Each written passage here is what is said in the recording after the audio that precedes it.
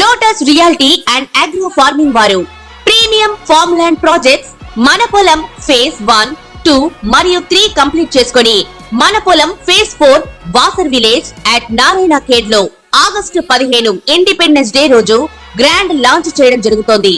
Launching మరియు independence day సందర్భంగా 5 guntas land out rate లో బుక్ చేసుకున్న వారికి 1,50,000 రూపాయల డిస్కౌంట్ తో పాటు 2 గ్రాముల గోల్డ్ ఫ్రీగా ఇస్తున్నారు. పూర్తి వివరాలకు సంప్రదించండి.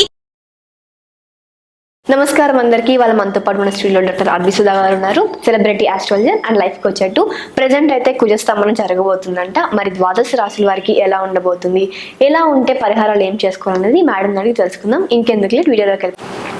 మ్యామ్, ఇప్పుడు చాలా మంది సోషల్ మీడియాస్లో ఆర్ఎల్స్ బయట ఎక్కడైనా సరే హాట్ టాపిక్ గా కుజస్తంభన అనేది స్టార్ట్ అయింది మళ్ళీ. సో కుజస్తంభన అంటే అసలు ఏంటో వివరించండి. తప్పక కుజ స్తంభించడం అనేది హాట్ టాపిక్ ఇప్పుడు. ఎందుకంటే జనరల్ గా ఏంటంటే అది కుజుడు ఒక్కొక్క రాశిలో, మన ద్వాదశ రాశుల గురించి కూడా మాట్లాడుకోవాలి కనుక, ఒక్కొక్క రాశిలో ఏంటంటే 45 రోజులే ఉంటాడు. షార్ట్ టర్మ్ అనమాట, షార్ట్ పీరియడ్ అనమాట. సో ఈయన ఏంటంటే ఏమవుతుందంటే ఆయనకి ఇప్పుడు ప్రస్తుతం ఆగస్ట్ 26 నుంచి ఆయనేమో మిథునంలోనే ఉన్నారు.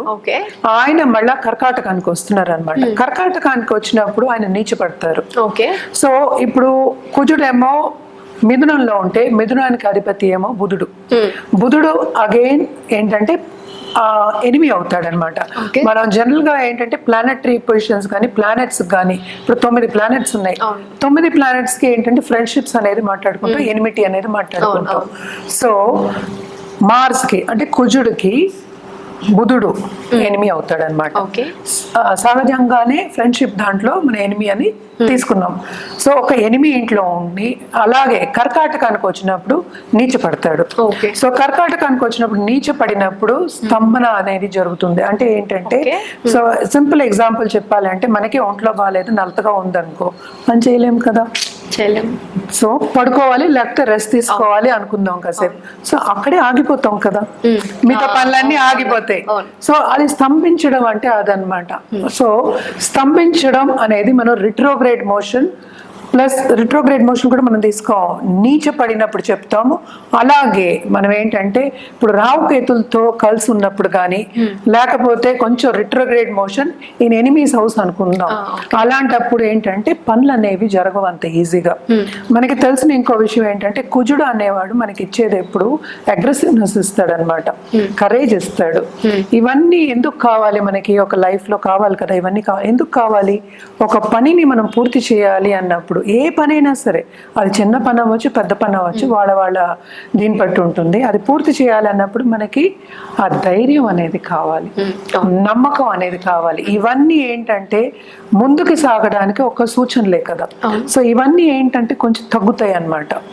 సో అందుకోసం మనం ఏంటంటే కుజస్తంభన గురించి ఎక్కువ మాట్లాడుకోవడం అనేది జరిగింది. అసలు ఇప్పుడు ఏం జరుగుతోంది 2024, 2025 లో చూద్దాం, అంటే ఈ ఇయర్స్ లో. సో ప్రస్తుతం ఆగస్ట్ 26 నుంచి మనకి మిథునంలోనే ఉన్నారు. ఆయన మళ్ళీ ఏంటంటే కర్కాటకానికి 20th అక్టోబర్ వస్తున్నారు. 20th అక్టోబర్ నుంచి 21st జాన్ వరకు మనకి కర్కాటకంలో ఉన్నారంటే నీచ స్థితిలో ఉన్నారు. సో నీచ స్థితిలో ఉన్నప్పుడు స్తంభించినట్లు లెక్క. తర్వాత ఏంటంటే 7th డిసెంబర్ నుంచి రిట్రోగ్రేడ్ అవుతున్నారు. రిట్రోగ్రేడ్ మోషన్ అంటే అసలు ఏంటి అంటే వెనక్కి తిరిగి చూస్తున్నట్టు, స్ట్రైట్ గా వెళ్లకుండా ఆగిపోయి వెనక్కి తిరిగి ఫ్లిప్ సైడ్ అంటూ ఉంటాం మనం, అలా చూస్తున్నట్టు అన్నమాట. అది ఎప్పటి వరకు ఉంది మనకి, ఫిబ్రవరి వరకు ఉందన్నమాట. సో ఇది కూడా ఏంటి, దీంట్లో మళ్ళా పైకి వెళ్ళడం అనేది జరుగుతుంది. ఇప్పుడు ఎలా వస్తుంది, ఒక కర్వ్ కింద ఇప్పుడు ముందుకు సాగడం అవుతుంది, మళ్ళీ వెనక్కి తిరగాలంటే ఒక కర్వ్ వస్తుంది, మళ్ళా సర్కిల్ మళ్ళీ పైకి వెళ్ళాలి. సో మొత్తం కలిపితే ఏంటంటే 7th జూన్ వరకు ఇట్లా జరుగుతోంది అనమాట. అంటే 21st జాన్ నుంచి ఫిబ్రవరి 24th అనుకుందాం కాసేపు. అప్పటికి మనకి జెమిని అంటే మిథునంలో ఉంటున్నారనమాట. అదైన తర్వాత మళ్ళా కిందకి దిగడం అనేది జరుగుతుంది. మళ్ళా కర్కాటకంలో నీచపడి మళ్ళా 7th జూన్ వరకు అక్కడే ఉండి మళ్ళా సింహానికి వెళ్తున్నారు. ఇంత కథ ఉందన్నమాట వెనక కుజుడికి. అంటే ఇప్పుడు జరిగే పరిస్థితి అన్నమాట. ట్రాన్సిట్స్ అంటాం, మనం గోచారం అంటాం. సో గోచార రీత్యా మనం చూస్తే ద్వాదశ రాసుల వారికి తప్పక మిశ్రమ ఫలితాలు కొన్ని ఉండొచ్చు. కొంతమందికి ఏంటంటే బాగుండొచ్చు, కొంతమందికి బాగుండకపోవచ్చు. బట్ జనరల్ గా ఏంటంటే మనం చెప్పేది 8 ఇంట్లో ఉన్న అలాగే నీచ పరిస్థితిలో ఉన్నా కనుక తప్పక కొన్ని ప్రాబ్లమ్స్ అనేవి వస్తాయి. ఓకే, అలాగే కుజుడు మనం ఇంకోటి మోస్ట్ ఇంపార్టెంట్ చెప్పుకోవాల్సింది ఏంటంటే మంగళకారకుడు అంటాం. మంగళం అంటే ఎప్పుడు చెప్తాం మనం? పెళ్లికి చెప్తాం, దాంపత్య జీవితం చెప్పుకుంటాం అన్నమాట. అలాగే ఇప్పుడు ఈ కాలంలో మనం చెప్పుకోవాలంటే ఇంటర్ పర్సనల్ రిలేషన్షిప్స్. అది లేకుండా మనం పనే చేయలేము కదా అసలు. ఇంట్లో సరిగ్గా లేకపోతే బయటకి ఎలా పని చేస్తాం? ఎవరో ఒకళ్ళు హస్బెండ్ వైఫ్ బుర్ర తింటూ ఉంటే ఎలా వెళ్ళి చేస్తాం? చేయలేము కదా. సో ఈజీగా ప్రేక్షకులకు అర్థం అవ్వాలని అలా చెప్పాను. బట్ ఎవరైనా సరే రోజు గొడవ పెట్టుకుని ఆర్గ్యుమెంట్స్, డిసగ్రిమెంట్స్ ఉన్నప్పుడు మనం వెళ్ళి చేయలేము అనమాట. పని చేయడంలో మనకి ప్రాబ్లమ్స్ వస్తుంది. అలాగే లాంగ్ టర్మ్ లో మనకి యాంగ్జైటీ అనేది వస్తుంది, మెంటల్ ప్రెషర్ అనేది ఉంటుంది, పనిలో సక్రమంగా చేయలేము. సో అది కూడా ఒక అడ్డంగం కిందే మనం తీసుకోవాలి. అలా ఒకటి కాకుండా ఈయన మంగళకారకుడు నేను ఇందాక చెప్పినట్టు పెళ్లికి కూడా మనం మోస్ట్ ఇంపార్టెంట్ మార్స్ బాగుండాలి, కుజుడు బాగుండాలి అని చెప్తాం. అలాగే హెల్త్ కూడా అంతే. బ్లడ్ రిలేటెడ్ ప్రాబ్లమ్స్ కి మనం ఎక్కువ కుజుడిని చెప్పుకుంటూ ఉంటాం అన్నమాట. అవన్నీ రాకూడదు, హెల్త్ ప్రాబ్లమ్స్ రాకూడదు. అలాగే కెరియర్ లో స్తంభన రాకూడదు. స్తంభన అంటే ఆగిపోవడం. ఆగిపోవడం అంటే మనం ఎంత ప్రయత్నించా అసలు అవ్వట్ల. సో అలాంటివన్నీ రాకూడదు అన్నప్పుడు ఏంటంటే మనం కొన్ని పరిహారాలు చేసుకోవడం అనేది వెరీ ఇంపార్టెంట్. ఇది బేసిక్ గా ఏంటంటే కుజుడి ఒక ట్రాన్సిట్ కానీ గోచరం కానీ ఈ సంవత్సరంలో జరిగేది. మళ్ళా చెప్తున్నాను. సో కర్కాటకానికి 20th అక్టోబర్ కి వస్తున్నారనమాట. ఆయన 21st జాన్ వరకు అందులోనే ఉంటున్నారు కర్కాటకం. కర్కాటకంలోనే కుజుడు నీచపడతారనమాట. నీచంగా ఉన్నప్పుడు కొన్ని స్తంభిస్తాయి, మనం మాట్లాడుకున్నాం. అలాగే ఏంటంటే 7th డిసెంబర్ నుంచి 21st జాన్ వరకు కర్కాటకంలో రిట్రోగ్రేడ్ లో ఉంటున్నారు. రిట్రోగ్రేడ్ అంటే ఏంటంటే వెనక్కి తిరిగి మళ్ళీ పైకి వెళ్తున్నారు. పైకి ఏంటంటే ఎక్కడికి? మనకి మిథునానికి వెళ్తున్నారు అనమాట. సో మిథునంలో మళ్ళా 24th ఫిబ్రవరి వరకు ఆయన రిట్రోగ్రేడ్ లో ఉంటున్నారు అనమాట. మళ్ళా ఏమవుతోంది? ఏప్రిల్లో ఆయన మళ్ళా కర్కాటకానికి దిగుతున్నారు అనమాట. 2025 ఏప్రిల్. ఇవన్నీ మనం 24 అండ్ 25 అది 7th జూన్ వరకు కర్కాటకంలో నీచ స్థితిలో ఉంటున్నారు అనమాట. సో ఇది కన్ఫ్యూజ్ కాకుండా బాగా వింటే కనుక, క్లియర్ గా వింటే కనుక అర్థం అవుతుంది. సో 3rd ఏప్రిల్ నుంచి 7th జూన్ వరకు మనకి కర్కాటకంలో నీచ స్థితిలో ఉంటున్నారు, డైరెక్ట్ మోషన్ లో ఉంటున్నారు అనమాట. సో రిట్రోగ్రేడ్ లేదు అక్కడ, డైరెక్ట్ మోషన్. అది 7th జూన్ కేమో కిందకి దిగుతున్నారు, ఎక్కడ? సింహానికి దిగుతున్నారు అనమాట. సో ఇంత ఏంటి ఆల్మోస్ట్ 8 months ఏంటంటే అన్ని ద్వాదశ రాసులకి ఎఫెక్ట్ అనేది ఉంటుంది.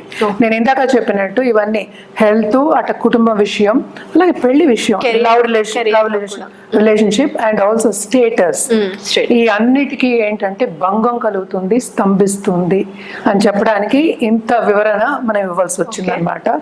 జనరల్ గా ఏంటంటే మనం ఎప్పటికైనా కుజుడికి పరిహారం చేసుకోవాలి అన్నప్పుడు తప్పక సుబ్రహ్మణ్య స్వామికి చేసుకుంటాము. అలాగే ఏంటంటే దుర్గాదేవికి ఎక్కువ చేసుకోవడం అనేది ఆన్మాయిత్ అన్నమాట.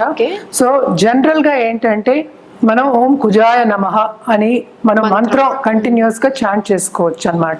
మ్యామ్, మరి ఈ కుజస్తంభన ద్వాదశ రాశుల వారి మీద ఎలా ఇంపాక్ట్ చూపిస్తుంది, ఎలా ఉండబోతుందో వివరించండి. ముందుగా మేషరాశి వారి గురించి తప్పక నేను ఇందాక అన్నట్టు ద్వాదశ రాశి వాళ్ళకి తప్పక ఎఫెక్ట్ అనేది ఉంటుంది. కానీ మనం పరిణామం తీసుకునేది ఏంటంటే మనం కుజుడు ఒక్కటి తీసుకుంటున్నాము, మిగతావన్నీ కూడా మనం చూసుకోవాలి. ఏదైనా సరే మనం చెప్పుకోవాల్సింది ఏంటంటే వ్యక్తిగత జాతకం మీద ఆధారపడి ఉంటుందని చెప్తాం. బట్ ఇది కూడా 9 ప్లానెట్స్ కూడా ట్రాన్సిట్స్ లో ఉంటాయి, అంటే గోచారం ఉంటుంది. మనం జనరల్ గా మాట్లాడుకున్నది ఏంటంటే కుజుడు గురించి మనం మాట్లాడుకుంటున్నాము, ఇలా జరుగుతోందని మాట్లాడుకుంటున్నాము. సో ఎప్పటికైనా స్తంభించినప్పుడు, కుజుడు స్తంభించినప్పుడు మేషరాశి వాళ్ళకి, ఎందుకంటే ఈ రాశికి అధిపతి కుజుడే అయ్యాడు కనుక ఆయన ఎక్కడ యాక్చువల్గా స్తంభిస్తున్నాడు అంటే 3వ ఇంట్లో, 4వ ఇంట్లో. అంటే ఏంటి? నీచ స్థితికి వస్తున్నాడు.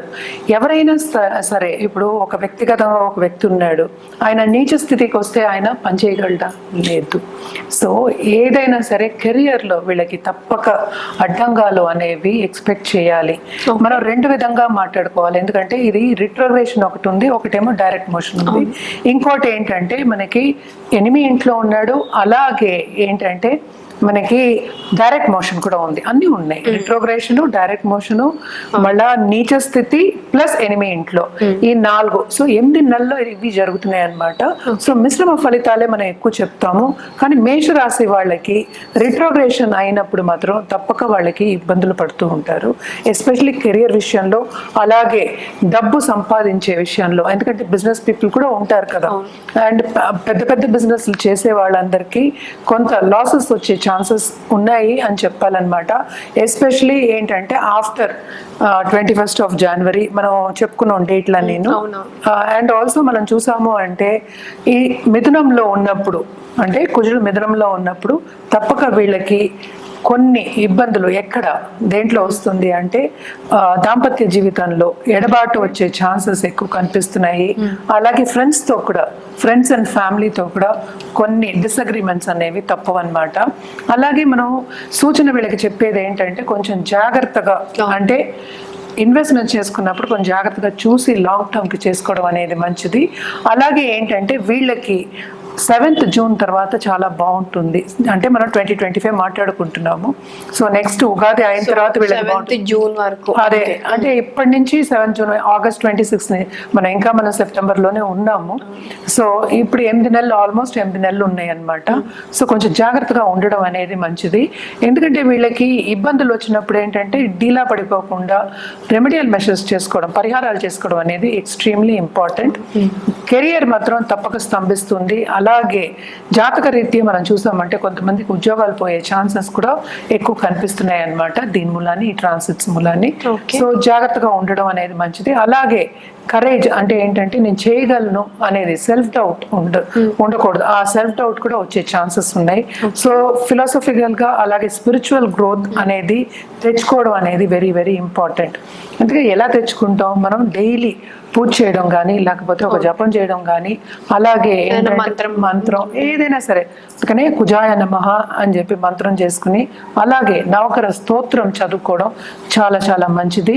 అలాగే వీళ్ళు ఏంటంటే మంగళవారం గోవుకి ఆహారం పెట్టడం వెరీ వెరీ ఇంపార్టెంట్ అనమాట. అలాగే రెడ్ కలర్ వేసుకోవడం మంగళవారం ఎస్పెషలీ కొంతవరకు వీళ్ళకి పాజిటివ్ నేచర్ అనేది కనిపిస్తూ ఉంటుంది. ఇదేంటంటే బేసిక్గా ఏంటంటే కరేజ్ అనేది కొంచెం తక్కువ అవుతుంది అనమాట. అంటే ఏంటి, పక్క వాళ్ళు మనని కొంచెం ఏదైనా చెప్పినా కూడా బాధపడే సిచ్యువేషన్, ఎక్కువ బాధపడే సిచ్యువేషన్స్ వచ్చే ఛాన్సెస్ ఉన్నాయి. ఎస్పెషలీ మనం ఎంఎన్సీస్లో పని చేస్తే చాలా మందితో పని చేస్తాము, వాళ్ళు ఏదో అంటూ ఉంటారు, బాసెస్ మండన పొందడంలో కొంచెం కష్టం అవుతుంది. అలాగే దాంపత్య జీవితంలో కూడా కొన్ని ఎడబాటు రావడం, ఇందాక చెప్పినట్టు మనకి సూచనలు కనిపిస్తున్నాయి కనుక తప్పక వీళ్ళు పరిహారాలు చేసుకోవడం చాలా మంచిదన్నమాట.